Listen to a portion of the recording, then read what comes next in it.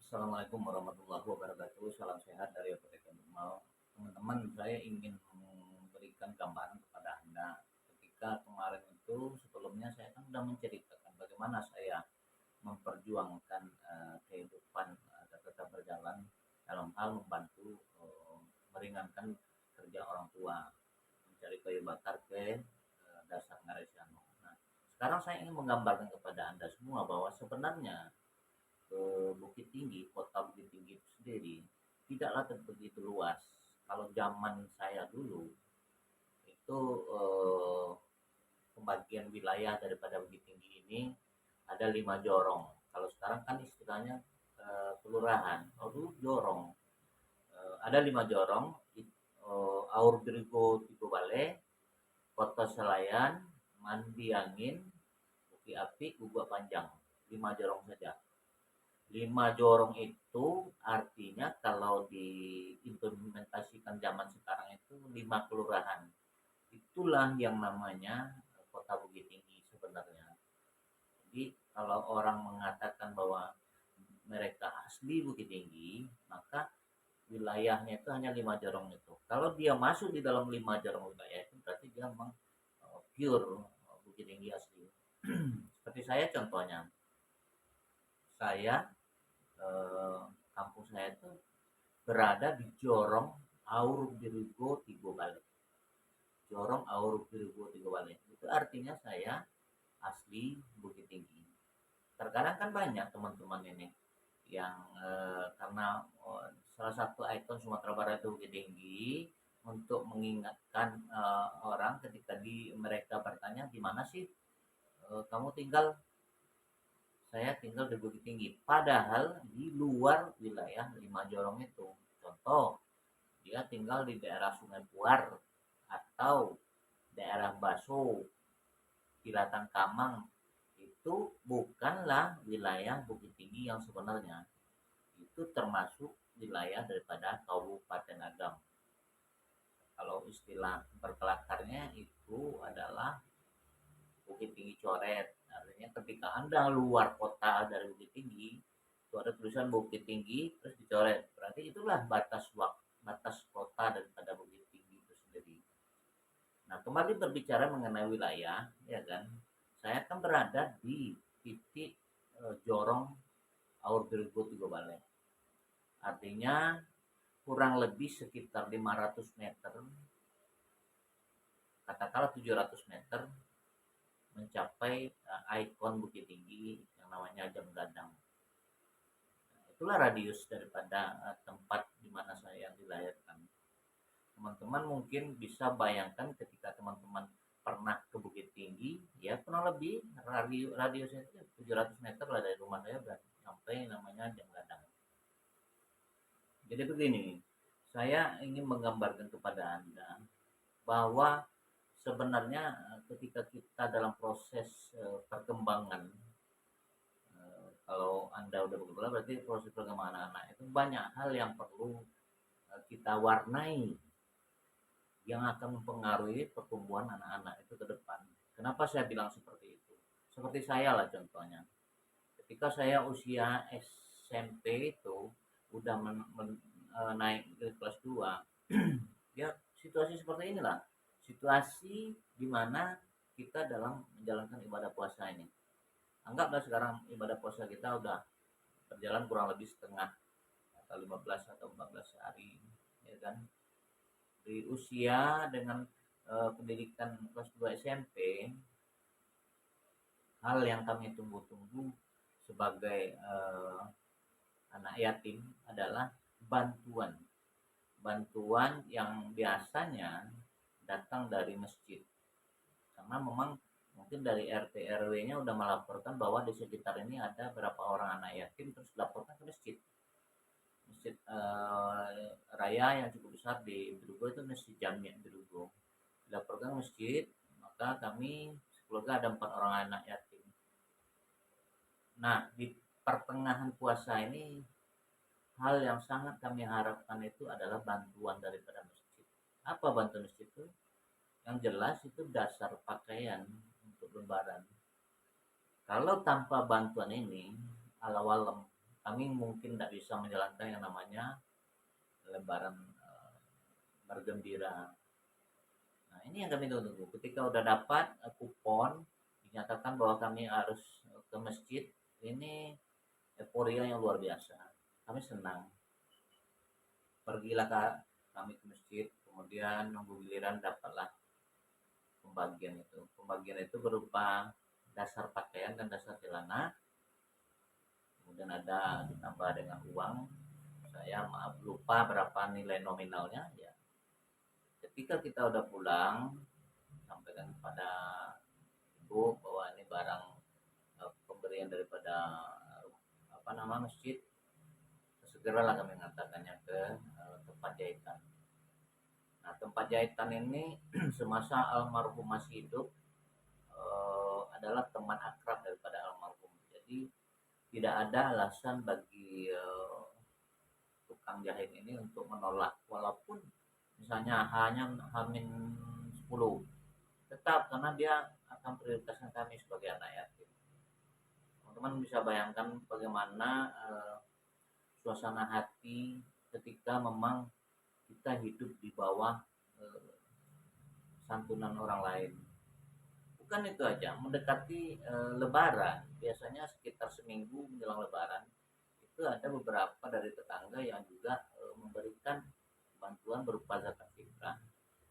Ini sangat luar biasa bagi kami keluarga. Kenapa?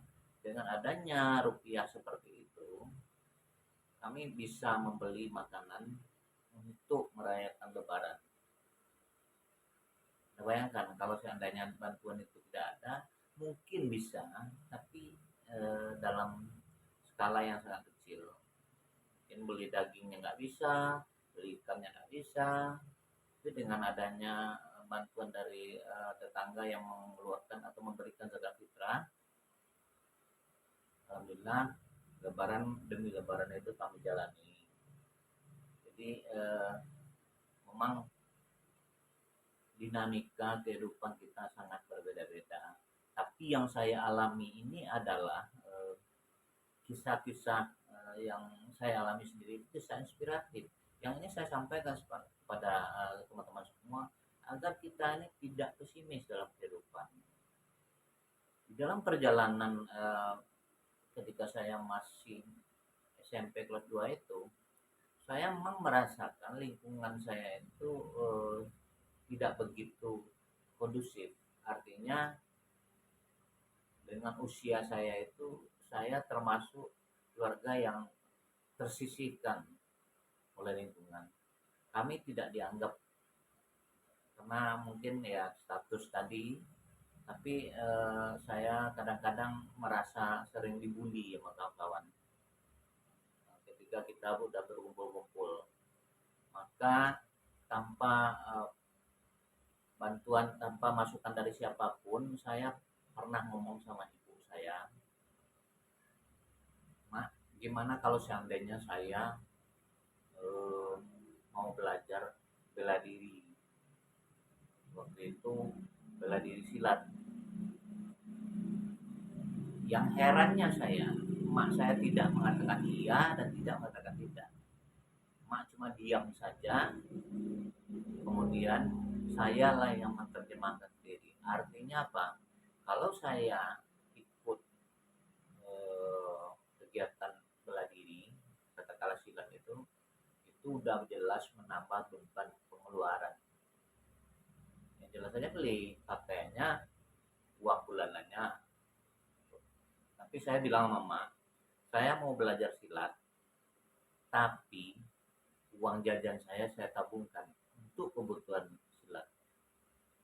Ya kalau gitu silakan, pertama saya. Nah, dengan mengumpulkan uang jajan, bahkan saya rela tidak jajan untuk sekolah, mengumpulkan uang. Habis itu saya hubungi kawan saya bagaimana caranya, prosedurnya untuk belajar silat itu.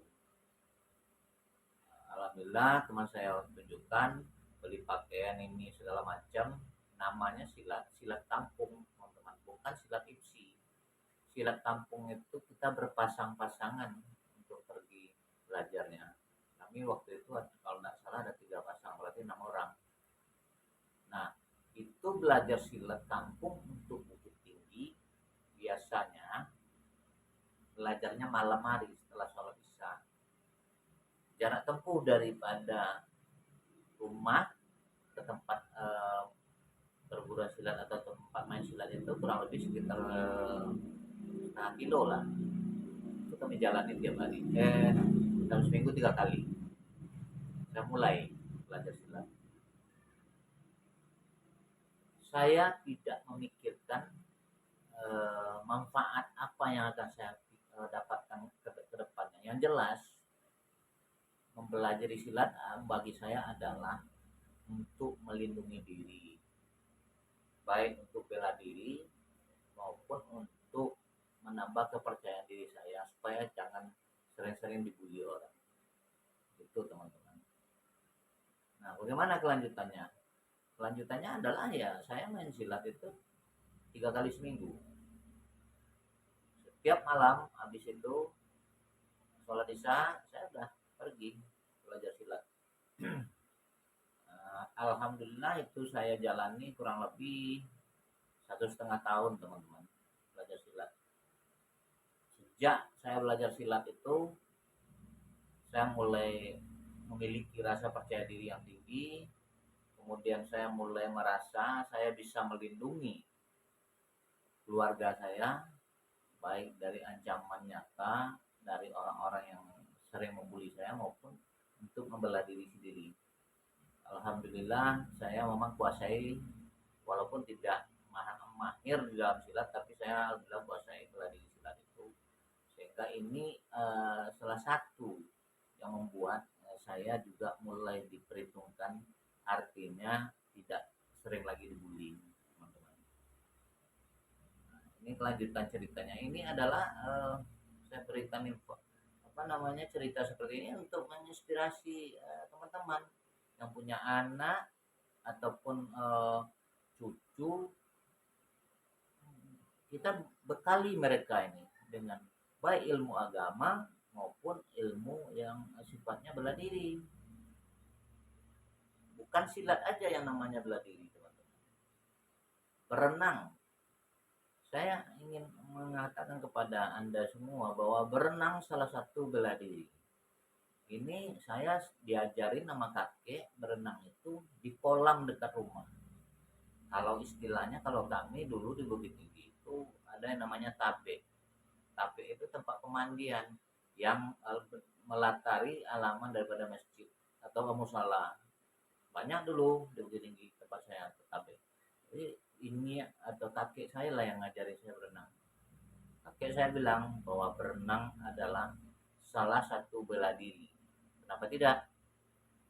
Dalam perkembangan kehidupan ketika kita pergi kemana-mana harus melewati yang namanya sungai atau laut. Nah, kalau terjadi musibah, minimal kita udah bisa menyelamatkan diri kita sendiri, baru menyelamatkan orang lain. Oke teman-teman, kali ini cerita yang akan saya sampaikan kepada teman-teman. Silakan Anda subscribe dan share agar cerita-cerita berikutnya akan saya sampaikan supaya Anda tidak ketinggalan nilai plus yang ada dalam cerita saya. Salam sahabatku apoteker Indonesia.